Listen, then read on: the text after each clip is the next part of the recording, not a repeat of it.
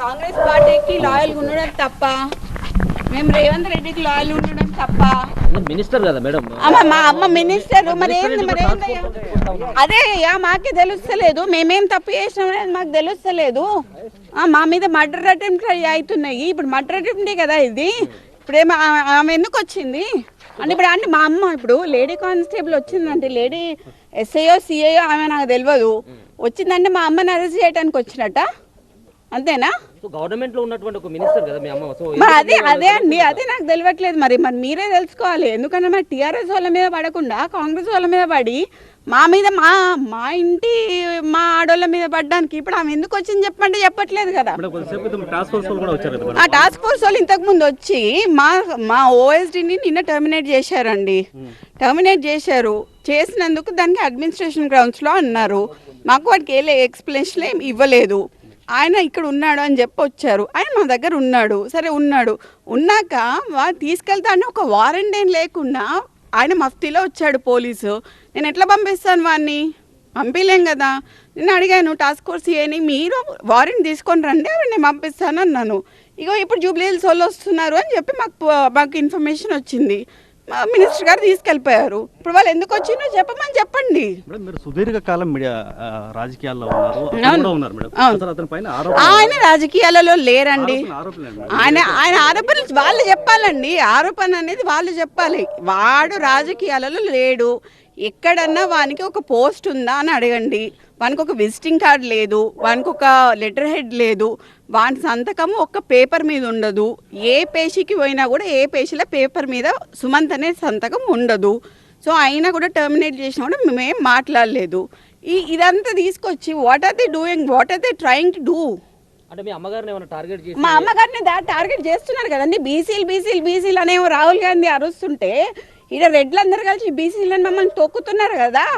ఇప్పుడు ఎక్స్టార్షన్ చేసిండు అని మాకు వచ్చిన సమాచారం ప్రకారం ఏంటి అంటే, సుమంత్ గారి మీద అభియోగం ఏంటి అంటే, ఉత్తమ్ కుమార్ రెడ్డి గారి హుజూర్ నగర్ కాన్స్టిట్యున్సీలో డెక్కన్ సిమెంట్స్ అనేది ఉన్నది. డెక్కన్ సిమెంట్స్లో ఉన్న ఆయనని మా సుమంత్ ఓఎస్డి అతను పిస్తల్ పెట్టి ఎక్స్టార్షన్ చేసిండ్రు అని చెప్తున్నారు. ఓకే, పిస్తల్ ఎక్కడ ఉన్నాయండి? ఇప్పుడు నాకు అర్థం కాదు. ఇదంతా ఎక్కడికి తీసుకొస్తారు అని అంటే, మా నాన్నని ఏం చేయడానికి తీసుకొస్తారండి. మా నాన్న రిఫార్మ్డ్ నక్సలైట్ కాబట్టి ఎటు చేసి ఏదన్నా ఇవన్నీ కుట్రలు అన్నీ మా నాన్న పేరు మీద ఇప్పుడు వాటితో ఒక 4 దెబ్బలేసి పోలీసు వాళ్ళని చిన్నప్పటి నుంచి చూస్తాను సార్ నేను.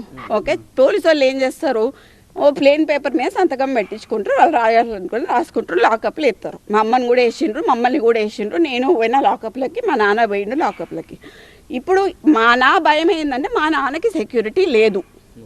ఇప్పుడు ఈ ఎక్స్టార్షన్ కేసు అని వాని పేరు మీద పెట్టి దీంట్లో మా నాన్న పేరు చేర్చి మా నాన్నని తీసుకొచ్చి ఆర్మ్స్ యాక్ట్ పెట్టాలనేది వాళ్ళ ఉద్దేశం అనేది నేను అనుకుంటాను.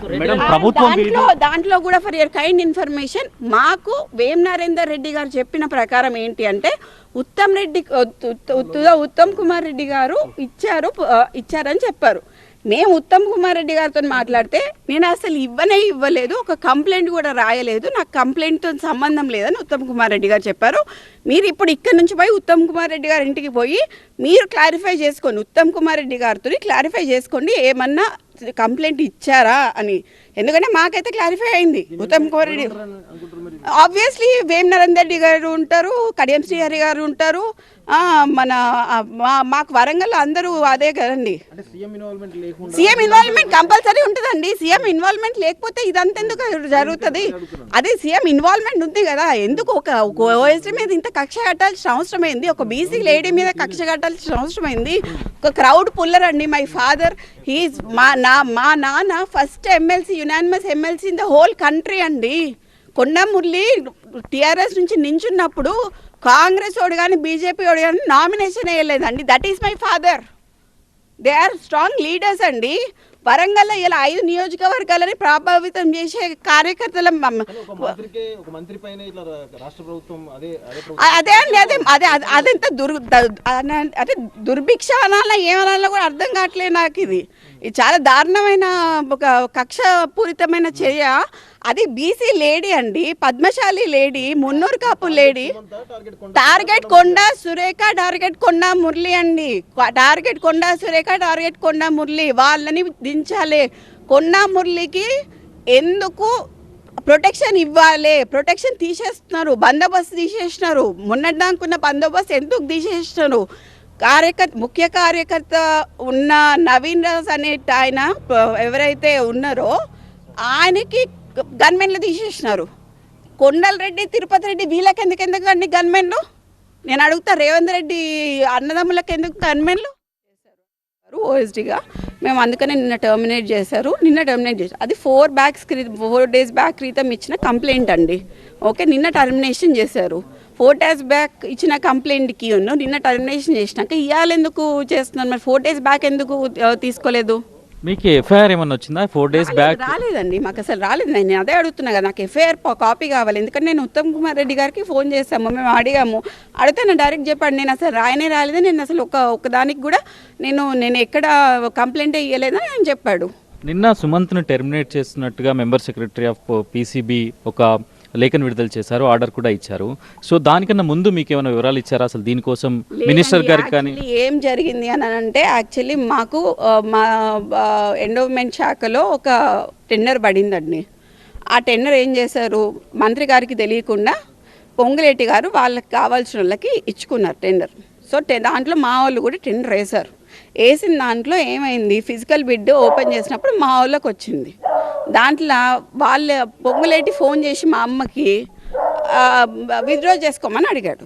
విత్డ్రా ఎందుకు చేసుకుంటారు, విత్డ్రా చేసుకోమని చెప్పారు. వెంటనే ఇప్పుడు ఆ టెండరు రెవెన్యూ శాఖకి వెళ్ళిపోయి టెండర్ మళ్ళీ రీకాల్ చేస్తున్నారు. So this is happening. ఇది పొంగులేటితో మాకున్నది, అంటే మాకు జరిగింది. డెక్కన్ సిమెంట్స్ ఇష్యూ ఎందుకు వచ్చింది మరి ఇప్పుడు ఎఫ్ఐఆర్? అండి, నాకు డెక్కన్ సిమెంట్స్ ఇష్యూ ఎందుకు వచ్చింది అని అంటే, ఎక్స్టార్షన్ చేసిండు సుమంత్ అనే మాట మాట్లాడుతున్నారు. అది ఎందుకు వచ్చింది అనేది నాకు కూడా అర్థం కావట్లేదు. మరి రోహిన్ రెడ్డికి తెలియాలి, రేవంత్ రెడ్డికి తెలియాలి. ఎప్పుడు కలిసారు రోహిన్ రెడ్డిని? ఎప్పుడు కలిసారు? అసలు ఏం జరిగింది మీ నోటీస్లో? మేము కలవలేదండి, ఆ రోజు సుమంత్ ఆ రోజు పోయి మాట్లాడింది తప్పితే, సీఎంఓ ఆఫీస్ నుంచి రోహిన్ రెడ్డి బయటకు వచ్చి సుమంత్కి కాల్ చేస్తే సుమంత్ రోహిన్ రెడ్డి ఆఫీస్కే పోయిండు. మీరు పోయి కెమెరాస్ చెక్ చేసుకున్నా కూడా, ఒకవేళ కెమెరాస్ చెక్ చేస్తే కెమెరాస్లో లేకపోయినా కూడా మీరు అడగాలి, ఎందుకు లేవు అన్న విషయాలు కూడా మీరు అడగాలి. కెమెరాలో ఉంటే కెమెరాలో చూపిమ్మని చెప్పాలి. కెమెరాస్ లేకపోతేనైతే విఐపీ ఇంటర్లో కెమెరాలు లేకుండా అయితే ఉండవు కదండి. ఒకవేళ కట్ చేస్తే మాత్రం definitely they wanted to sort out the evidence, అంతే కదా. మంత్రి గారు ఏం చెప్తున్నారండి? అంటే ఇప్పుడు మీరు మంత్రి గారు ఇప్పుడు ఏం చెప్పట్లేదండి. ఇప్పుడు తనేం అదేం చేయడానికి లేదు. నవ్ షీజ్ అవుట్ సైడ్, తనైతే తీసుకెళ్ళి గత కొద్ది రోజులుగా కొండా ఫ్యామిలీ వివాదాల్లో ఉంటుంది. అటు వరంగల్ ఎమ్మెల్యేల ఇష్యూ కానీ, లేకపోతే మిగతా అంశాల్లో మొన్నటికి మొన్న ఈ టెండర్ల విషయంలో కానీ, దాని తర్వాత ఇప్పుడు ఓఎస్డీ రిమూవల్, టెర్మినేషన్, ఇప్పుడు మళ్ళీ టాస్క్ ఫోర్స్ పోలీసులు ఇంటికి రావడం, ఇదంతా ఎట్లా చూడొచ్చు? అంటే ప్రభుత్వం మీద బీసీలని తొక్కాలని చూస్తున్నారండి. ఓకే, రాహుల్ గాంధీ గారేమో బీసీ నినాదం ఎత్తుకున్నారు. మేము బీసీలము, మేము అనగాని వర్గాల నుంచి పైకి వచ్చిన వాళ్ళము. మా అమ్మ ఒక మున్నూరు కాపు, ఒక పద్మశాలి మహిళ. ఓకే, అండ్ మాకు వరంగల్లో ఒక మంచి పేరున్నది. ఒక 5 నియోజకవర్గాలలో మా ప్రభావం ఉన్నది.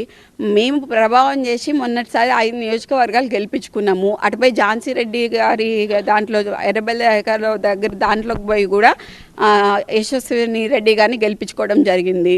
సో మాకు ఇవన్నీ ఉన్నాయి. ఇవన్నీ ఉన్నాక కూడా ఇది మా మీద ఎందుకు ఇట్లా చేస్తున్నారో, మమ్మల్ని ఎందుకు బీసీ లీడర్లనా మరి రెడ్లు ఒక్కటయ్యారా నాకు తెలీదు. ఆ రెడ్ల ప్రభావం వల్ల బీసీలను మమ్మల్ని తొక్కాలని చూస్తున్నారు. ఇప్పుడు డెక్కన్ సిమెంట్స్ విషయంలో పోలీసులు వచ్చారు అనేది మీరు చెప్తున్నారు కదా, సో దానికి సంబంధించి కంప్లైంట్ ఎవరు కంప్లైంట్ చేశారు? అదే అండి, నేను అదే చెప్తున్నా. ఉత్తమ్ కుమార్ రెడ్డి కంప్లైంట్ చేసిండ్రు అని చెప్తున్నారు. ఉత్తమ్ కుమార్ రెడ్డికి కాల్ చేస్తే ఉత్తమ్ కుమార్ రెడ్డి కంప్లైంట్ చేయలేదు అని చెప్తున్నారు. మీరు వెళ్ళి ఉత్తమ్ కుమార్ రెడ్డిని అడగండి, మీరు కంప్లైంట్ చేసిండ్రా లేదా అని అడగండి అని చెప్తున్నాను నేను. మీతో సుమంత్ ఈ విషయాలు ఏమైనా డిస్కస్ చేశారు? అసలు లేదు. ఆ రోజు ఉత్తమ్ కుమార్ రెడ్డి, ఆ రోజు రోహిన్ రెడ్డి వచ్చారు, చెప్పారు. మన సీఎం గారు రోహిన్ రెడ్డి గారికి చెప్పారంట. రోహిన్ రెడ్డి గారు చెప్పమన్నారు, వెళ్ళొచ్చా అక్క అని నన్ను అడిగాడు. ఎందుకనంటే వాడు నాకు క్లోజ్ కాబట్టి. వెళ్ళి ఏదో చెప్పేస్తా సుమ్ము యాక్చువల్లీ నీకేమైనా ఉంటే తెలుసుంటే చెప్పేస్తా అని చెప్పాను. వాడు వెళ్ళాడు. రోహిన్ రెడ్డికి ఏంటి అనేది ఎక్స్ప్లెయిన్ చేశాడు, బయటకు వచ్చేసాడు, అంతే. తర్వాత రోహిన్ రెడ్డి వాళ్ళే మాట్లాడుకున్నారు. సుమంత్ లేడండి మీటింగ్ మొత్తంలో. మీరు ఇందాక పోలీసులతో మాట్లాడుతున్నారు, అసలు ఎందుకోసం వచ్చామని చెప్తున్నారు? మఫ్టీలో పోలీసులు వచ్చారు మా ఇంటికి. మఫ్టీలో పోలీసులు వచ్చారు. ఎందుకోసం వచ్చారంటే ఆయన మీద చాలా అభియోగాలు ఉన్నాయని చెప్తున్నారు. ఏం అభియోగాలు ఉన్నాయో మాకు ఒక లిస్ట్ ఇవ్వండి, ఎందుకంటే మా స్టాఫ్ కదా, మాకు కూడా తెలియాలి కదా. ఒక లిస్ట్ ఇవ్వండి, అభియోగాల లిస్ట్ ఇస్తే మేము కూడా చూసుకుంటామని నేను కూడా అడిగాను. కానీ లేదు, వాళ్ళకి ఏం చెప్పకుండా వెళ్ళిపోయారు. తర్వాత మాకు వేరే దగ్గర నుంచి జూబ్లీ హిల్స్ పోలీస్ స్టేషన్ నుంచి వాళ్ళు అడిగారు మనుషులని, ఎందుకంటే మనుషులను తీసుకుపోనివ్వట్లేదు అని అడిగారు అని చెప్పారు. సో అందుకనే మేము మనుషుల్ని పంపించేయడం జరిగింది. మీరు అంటే మంత్రి గారు కానీ లేకపోతే మురళి గారు కానీ హైకమాండ్తో మాట్లాడే ప్రయత్నం ఏం చేశారా? వాళ్ళు ఏం చెప్తున్నారు? లేదండి, రేపే మా కార్యాచరణ, ఇప్పుడే కదా ఇదంతా జరిగింది, ఇప్పటి నుంచి కార్యాచరణ స్టార్ట్ చేస్తాం. ఎట్లా ఉంది మీకు ఇప్పుడు గవర్నమెంట్లో ఉండి ఈ సిచ్యువేషన్ ఫేస్ చేస్తున్నారు కదా? చాలా దుర్భరంగా ఉందండి, చాలా సిగ్గుగా ఉంది. నిజంగా చెప్తుంటే చాలా సిగ్గుపడాల్సిన పని ఇది, చాలా సిగ్గుగా ఉంది. అది కూడా అట్లీస్ట్ ఒక ఆడామె అని కూడా చూడకుండా, ఒక బీసీ లేడీ అని చూడకుండా ఇది చూసినా చాలా సిగ్గుపడాల్సిన విషయం. ఎందుకంటే మేము ఓఎస్డీని తీసేసినాక కూడా అట్లీస్ట్ అడగలేదండి, ఎందుకంటే ఇజ్జత్ పోతుంది, ఎందుకు వాళ్ళు ఇజ్జత్ తీయటం ఎందుకని మేము అడగలేదు. అట్లీస్ట్ వాళ్ళకి ఆ ఇజ్జత్ కూడా లేదని చెప్పి నాకు ఇవాళ అర్థమైపోయిందండి.